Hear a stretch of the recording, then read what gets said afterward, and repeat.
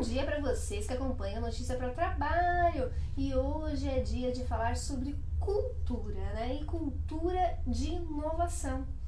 A gente está aqui, né, na cidade de São Paulo, capital. Especificamente, a Notícia para o Trabalho fica num dos edifícios maiores do mundo, o Mirante do Vale, que até 2014 era o maior da cidade. O pessoal acha que é o Terraço Itália, porque está no nível mais alto da cidade, mas na realidade o maior edifício em altura e metros construídos é aqui, onde fica a redação da Notícia para o Trabalho. E é um sonho grande da notícia falar sobre a importância do centro nas relações de trabalho. E de repente eu esbarro num empresário que é economista, é advogado, que também tem escritórios aqui no Mirante, que tinha um sonho em comum e um conhecimento muito grande e militância na defesa, na recuperação do nosso centro aqui da cidade de São Paulo, patrimônio histórico nosso, do Brasil.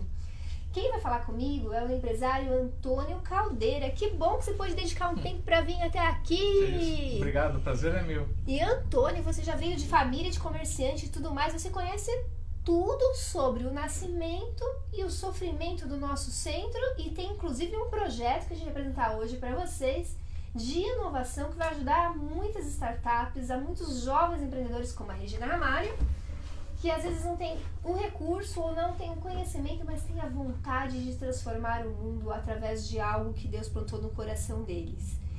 Conta primeiro pra gente, vamos começar pra gente chegar aqui aonde a gente está e convidar o nosso público da notícia a te apoiar. Vamos contar um pouquinho dessa sua história de amor com o centro? Vamos lá.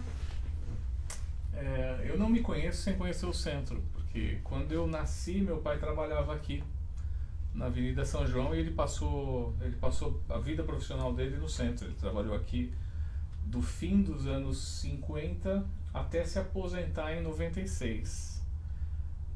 Então é interessante que quando eu era pequeno, o Carnaval de São Paulo ainda se fazia na São João. Então era comum eu vir com ele para ficar na loja dele olhando o Carnaval ser feito na São João. Isso aí é começo dos anos 70, eu era realmente criança.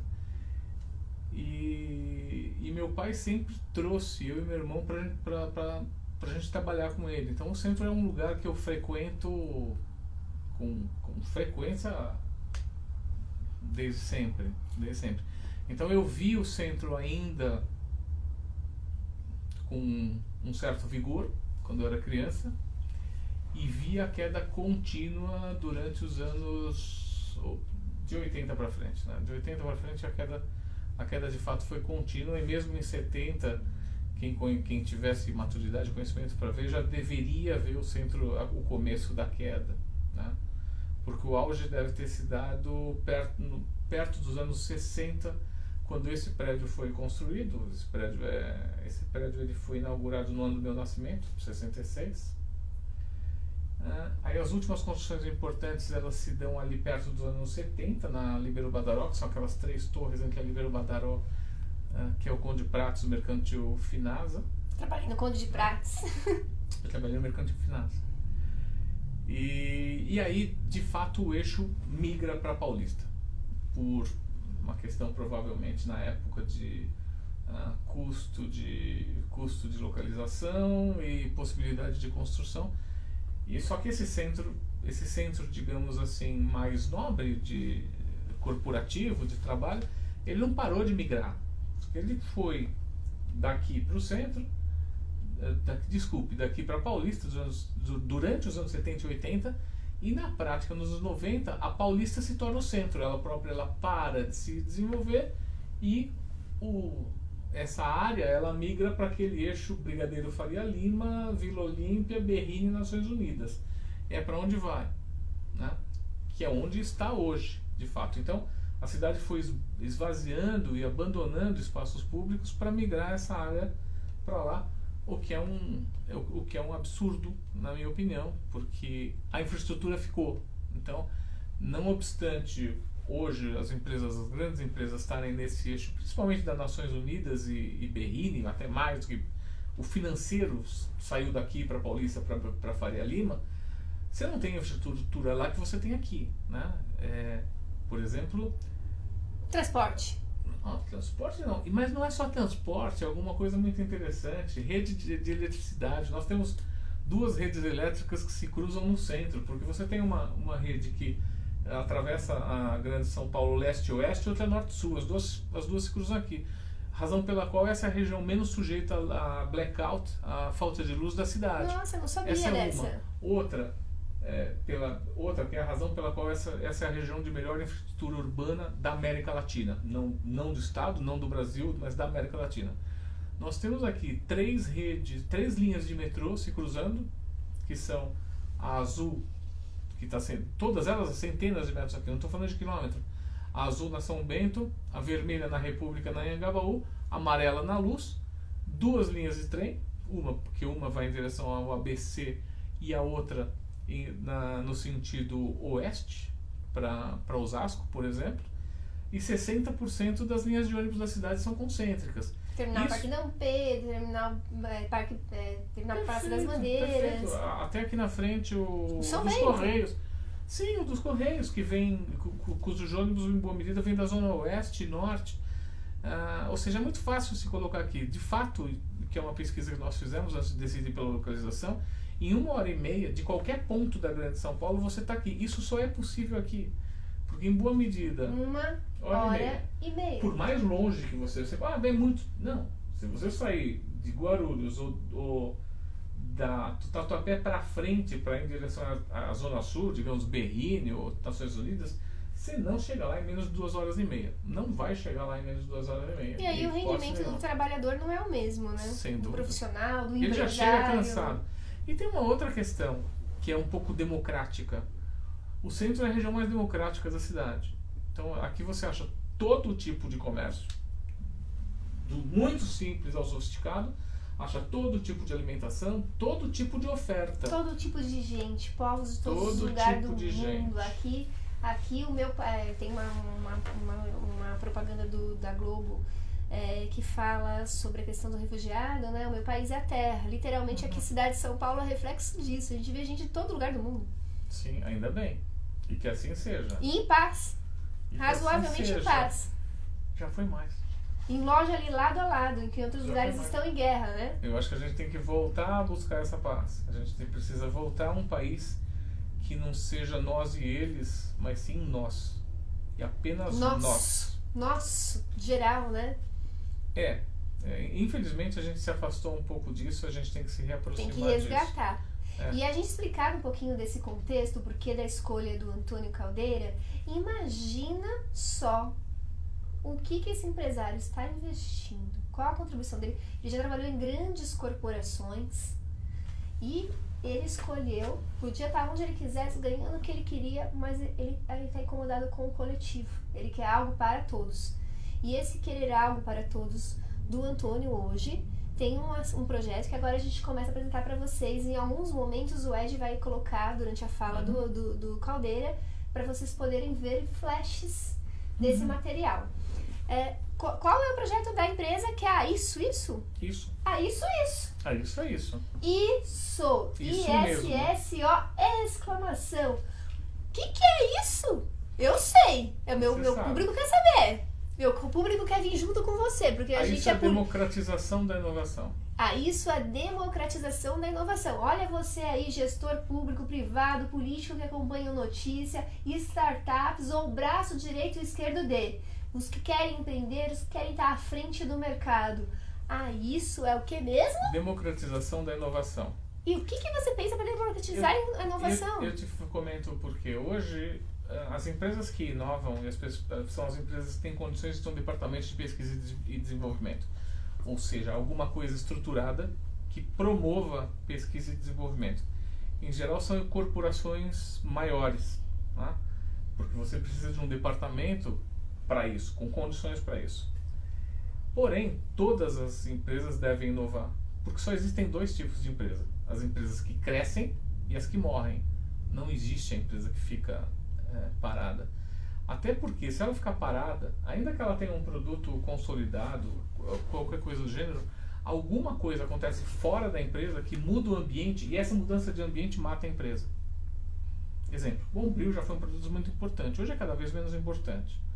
Então, se a empresa seguisse dependendo apenas do Bombril, seguramente ela estaria fadada a morrer se já não estivesse morta, né?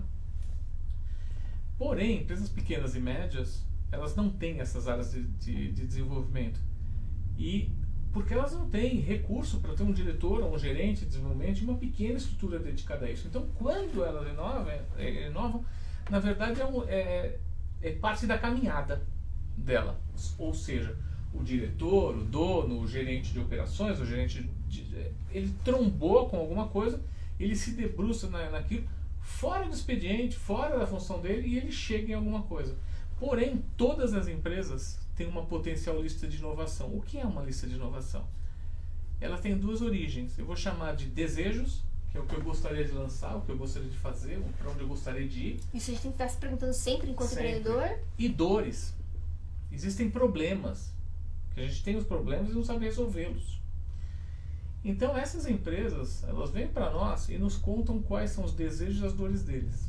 Vêm para isso e contam tudo isso. Exato. Um ou dois a gente elege como mais importantes. Ou a principal dor, caso ele tenha um problema grave, ou o principal desejo. A gente transforma isso num brief. Esse brief a gente lança no mercado, via Hackathon. Hackathon é um, digamos assim, um concurso de startups. Então, com um determinado formato, startupeiros, meninos, gente que não é mais tão menino assim, vai se candidatar. Menino? Mas isso é alma. Isso não é uma questão de idade. Isso é alma. Eles vão se candidatar a um determinado formato, dezenas, talvez centenas de empresas para atender aquela demanda. Okay? Nós vamos escolher 5, 8, 4, a depender da qualidade, e vamos trazê-los para a nossa frente, para realizar o que se chama de pitch, um pitch competition, no qual nós e a empresa, que vai ser o cliente de fato, vamos selecionar uma empresa. Essa uma vai ser incubada. Então essa uma, a gente vai dar, nós vamos dar estrutura, infraestrutura, apoio jurídico, contábil para abrir a empresa, desenvolver a empresa. E aí chegam mais dois diferenciais para o mercado da startup. Então, por um lado, eu estou provendo a pequena e média empresa que estava fora desse jogo. E agora vamos falar da startup. A startup hoje, classicamente, ela nasce de um modelo de oferta. Então eu tenho uma ideia, eu olho para o mercado, tenho uma ideia e falo, eu vou fazer isso. E vou oferecer isso ao mercado. No nosso modelo, ele sai de uma demanda. Então ele já sai com um cliente. A startup ele já nasce com um cliente, que é a empresa. Então ela caminhando com aquela solução tem um comprador. Essa é uma diferença. 2. Quando a startup nasce da ideia, hoje, ela precisa ser desenvolvida, ela precisa de recursos, ela precisa de dinheiro. Em geral, ela fala com investidores anjo ou com fundos de investimento, ou às vezes até com empresas. E elas vão para incubadoras que fazem isso. Nesse momento, ele já perde parte do controle dele porque ele precisa ceder a opção de cotas societárias dele. Então ele deixa de ser independente. No nosso modelo ele continua independente. Ele não precisa ser comprado ou vender. Ele startup, não me dá nada. Tá? Ele não me dá nada.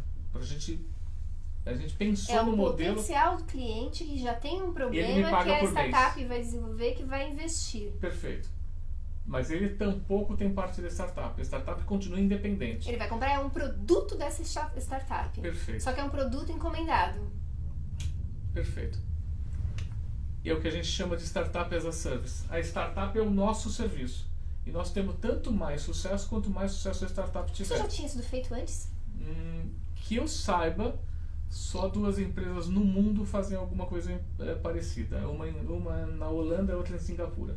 No Brasil ninguém... Nunca inovou dessa forma. Nunca. Então aqui a gente pode dizer que isso vai ser um campus tecnológico de inovação? Olha, qual seria eu acho isso muito ambicioso. Ai, eu quando vi o vídeo, que talvez vocês estejam vendo algumas imagens nesse momento aí do Edge. Mas eu acho que o caminho se faz a caminhar. Né? Você não tem o caminho, mas uma das razões de escolher o centro e o Mirante do Vale é o fato de que o Mirante do Vale tem espaço suficiente para escalar. Então a gente pode crescer dentro do Mirante Vale. Porque não é só uma incubadora. A gente não precisa, nós estamos falando de 1.500 metros quadrados, a gente não precisa de 1.500 metros quadrados só para incubadora, mas a gente precisa dos 1.500 metros quadrados para montar uma comunidade de inovação. E no Mirante já existem um monte de startups. Olha a notícia aqui, né? É muita coisa dentro do próprio Mirante acontecendo. É que o Mirante, ele próprio é um ecossistema. Ele é, 53 andares. Se você, Quantas salas, você você tem sabe? restaurante, não sei, são muitas. 5.000 pessoas dia circulam no salas? Mirante. Não sei. Eu não lembro agora de cor, mas a gente pode olhar direitinho depois e contar pra vocês. Mas o Mirante, pra vocês terem uma ideia, eu gosto de chegar aqui de manhã e olhar pra ele, que diziam que isso aqui era impossível, derrubaria o viaduto Santa Efigênia. E jogaram até o projeto do Engenheiros Arzur no lixo, dizendo isso. Mas o Engenheiros Arzur foi, buscou o jurídico dele, achou, burlou, porque assim, as normas de engenharia de construção civil não permitiam, né? De construção civil, mas ninguém falou de aço. E aí ele construiu o Mirante de aço. O Mirante é feito com estrutura de aço. Eu não sei se existem outros prédios com essa engenharia. Não fui estudar isso profundamente. E ele tornou isso aqui possível e a empresa dele e a família dele ainda está aqui no topo do edifício para provar que isso aqui está de pé, que não derrubou o viaduto. Quantos anos já se passaram que você nasceu? 52. 52 anos e a gente está aqui. Então todas as vezes que eu levo um tombo nesse processo de empreender e aprender, eu chego de manhã, o Mirante já me levanta, porque eu já olho pra ele lá em cima e falo, obrigada, meu Deus, todos os dias eu sento em cima de algo que disseram que era impossível. Então, meu sonho, se for da tua vontade, se for pra tua honra e glória, se for pra ajudar as outras pessoas, também será possível. Quando você fala em levar um tombo, eu lembro de uma frase que eu costumo dizer, só tropeça quem caminha. Quem tá parado não tropeça. E tem que fazer. Porque só tá em maneira de saber se deu certo ou não que o Senhor plantou no seu coração. Dando o primeiro passo. Né? E de que maneira os empresários que queiram investir nesse tipo de ação, você pretende localizá-los? Já tem gente de olho? Nós já temos alguns investidores que eu não conceito, porque é interessante que nós próprios somos uma startup. E os investidores nesse momento são family and friends, um grupo mais próximo de pessoas. E agora, durante esse mês, nós estamos abrindo a iniciativa ao que se chama de Equity Crowdfund, que é uma forma nova de captação, que nós vamos oferecer cotas da empresa em mercado, por meio de uma parceria com a empresa CRIA, e as pessoas investem qualquer valor a partir de R$1.000, e nós temos o compromisso de transformar a empresa numa SA em até 5 anos e trocar esse investimento por ações preferenciais da empresa. Então a empresa já nasce com todo esse projeto grandioso, economista, né? Sim. Entre, além de colega jurista, né? Economista. E, Caldeira, o que você acha que pode ser o principal obstáculo nesse processo, mas que você já tem um planinho aí para bater e ir à frente? Você já tinha pensado sobre isso? Já, nós temos vários. Tem muito desafio. Quer compartilhar com a gente algum? O próprio conceito inovador, porque você comenta com a empresa pequena e média que isso é para você e ele não acha que é para ele, ele acha que é para a empresa enorme. E aí você tem que provar para ele que aquilo cabe no bolso dele, que pode fazer parte do dia a dia dele. Aliás, nós, por exemplo, nesse momento, são empresas menores, só que são empresas que, isso eu gosto, eles trabalham com problemas reais no mundo real. E aí nós tínhamos a seguinte questão, ok, então ele vai, digamos que ele acredita, e ele fecha conosco um projeto, e juntos a gente seleciona um grupo de meninos para trabalhar. Como eu faço ele perceber a evolução dos meninos? Porque eu vou ter uma questão de comunicação com ele. E aí, lidando com esse problema, a gente percebeu que nós deveríamos fazer a aceleração e a mentoria junto com um executivo da empresa, por 2 razões. Eu melhoro o fluxo, melhoro o contato, e uma outra que acho que é a melhor. Essa empresa, obrigatoriamente, está no mercado ou muito próximo ao mercado de atuação futuro dessa startup. Então, aquilo que a startup iria tentar e talvez errar para aprender... Esse executivo já vai evitar. Perfeito. Que é diferente de você ter um mentor e um acelerador teórico. acadêmico. Quando, vamos chamar de menino, mas na verdade a fonte clássica de startupeiros não são meninos mais, são gente mais experiente hoje. Mas quando, digamos seja, quando o menino disser, nós vamos fazer isso, o cara da empresa vai chegar e falar, a gente tentou isso 3, 4 anos atrás, aconteceu assim, assim, assim. Ajuste e tenta isso. A chance de sucesso aumenta e eu melhoro o fluxo de informação.